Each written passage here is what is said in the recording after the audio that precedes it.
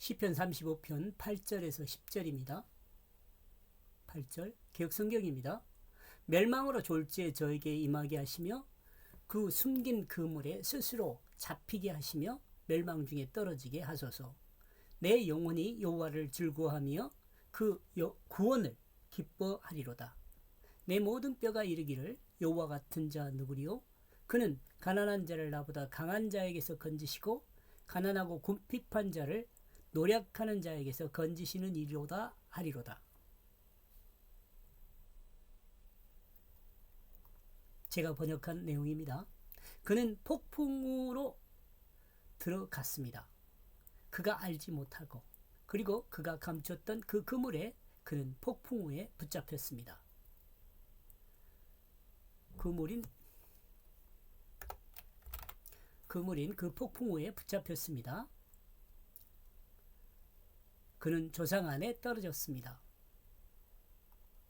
이 조상이라고 제가 번역한 부분은요, 개역성경에서는 이렇게 번역을 하지 않아요. 성경에서는 번역을 하지 않았습니다. 그리고 그 영혼이 즐거워하고 있습니다. 여호와께 그 구원이 빛나고 있습니다. 나의 모든 뼈가 말하고 있습니다. 여호와 당신과 같은 자가 누구입니까? 그는 그보다 강한 자로부터 그가 구원받게 했습니다. 그리고 가난하고 궁핍한 자를 약탈하는 자로부터. 8절 이따가 이 조상이란 부분은 제가 설명을 좀 드려야겠네요. 그는 그 폭풍으로 들어갔습니다.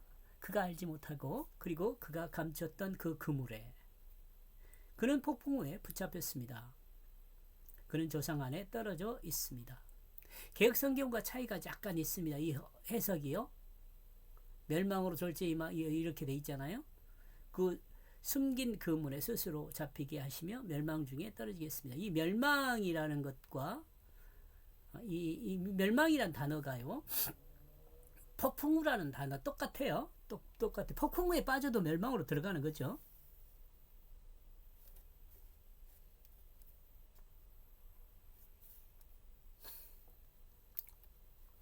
볼게요.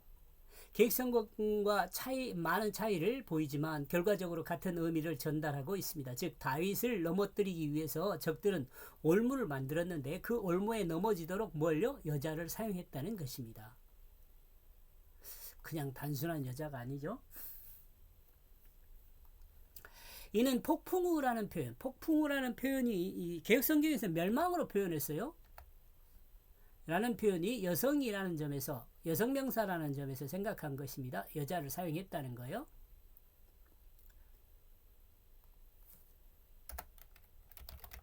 그리고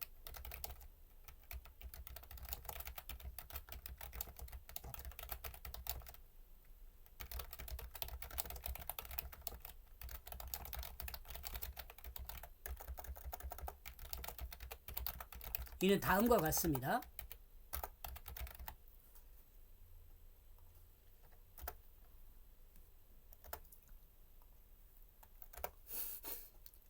자요. 이는 사울이 다윗을 죽이기 위해 사용한 방법입니다. 사무엘상 14장의 원인으로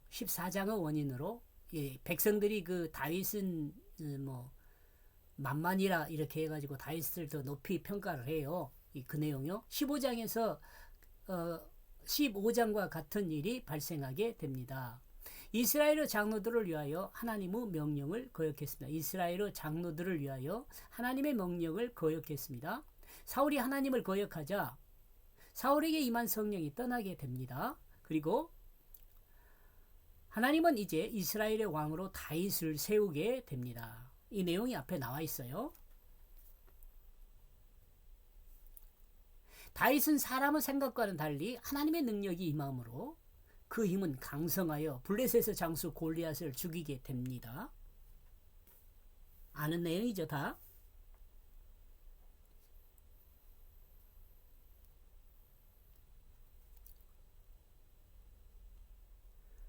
사무엘상 17장 50절에서 51절이 나와 있는 내용이고요.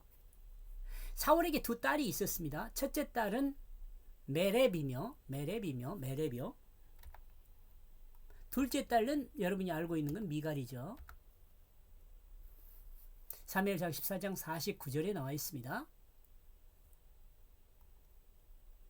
사울은 자기 큰 딸을 다윗을 죽이기 위해 사용했습니다. 사무엘상 18장 17절요.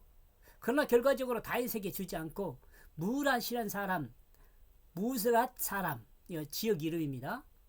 아드리엘에게 주고 맙니다. 그리고 사울은 다시 자신의 둘째 딸을 통해서 다윗을 죽이기로 생각합니다. 이는 사무엘상 18장 21절에서 언급하고 있습니다. 이 올무는 블레셋 사람의 양피 100개를 가지고 오면 다윗에게 둘째 딸 미갈을 주겠다고 약속한 것입니다. 이에 다윗은 블레셋 사람의 양피 200개를 가지고 와서 미갈을 얻었습니다. 이는 다윗이 가족이라는 올무 안에 떨어졌음을 드러냅니다. 가족. 이 말이 이제 조상이란 말로도 생각이 돼요. 다음은 이와 같은 배경을 생각하면 다윗은 이와 같은 배경을 생각하면서 본절을 기록했습니다.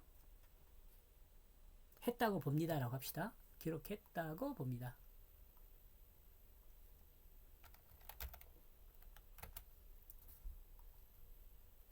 구절 그리고 영원히 즐거워하고 있습니다. 여호와께 그 구원이 빛나고 있습니다. 미갈은 다윗을 사랑하였다고 기록하고 있습니다. 사무엘상 18장 20절요. 구절의 내용으로 보아 시편요.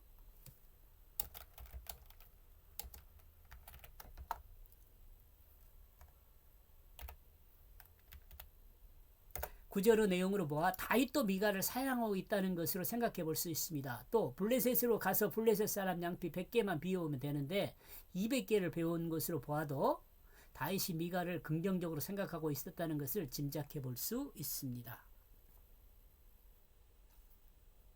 그리고 이 모든 계획은 하나님께서 다윗과 함께함으로 하나님의 능력으로 구원이 빛나고 있다고 다윗은 고백하고 있습니다. 사울 생각대로 되지 않는 거죠.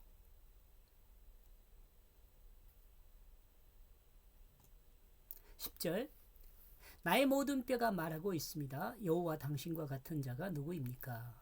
그는 그보다 강한 자로부터 그가 구원받게 했습니다. 그리고 가난하고 궁핍한 자를 약탈하는 자들로부터. 다윗의 형통을 보고 하나님에 대해 이야기하기를 스스로 계신 영원하신 하나님과 같은 분이 없습니다.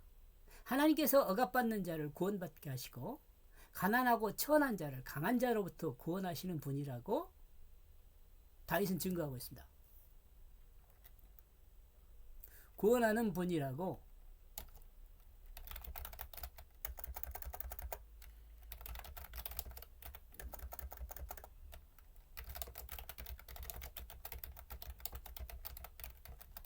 하나님의 역사를 경험한 다윗은 증거하고 있습니다.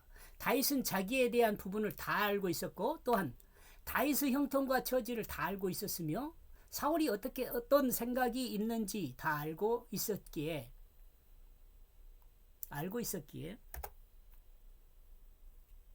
이 고백을 통해 다윗은 자신이 겪었던 내용을 증언하면서 하나님을 찬양하고 있습니다. 다시요. 다윗은 자기에 대한 부분을 다 알고 있었고 또한 또 다윗의 형통과 처지를 다 알고 있었으며 사울이 어떤 생각이 있었는지 알고 있었기에 이 고백을 통해 다윗은 자신이 겪었던 내용을 증언하면서 하나님을 찬양하고 있습니다. 그리고 가난하고 천한 사람이라고 자기를 말한 것은 바로 다윗이었습니다. 가난하고 천한 자가 누구냐? 바로 다윗이었습니다. 사무엘상 18장 23절요. 말씀이 주는 교훈을 생각하면은요, 악인은 자기 딸까지도 이용합니다. 하나님이 함께하면 그 어떤 환경과 문제 앞에서도 온전한 구원을 받습니다. 하나님의 구원은 믿지 않는 사람도 알 수 있도록 확실한 구원을 주십니다. 오늘도 하나님과 함께하는 성령 충만한 하루가 되기를 소망합니다. 예수 아멘.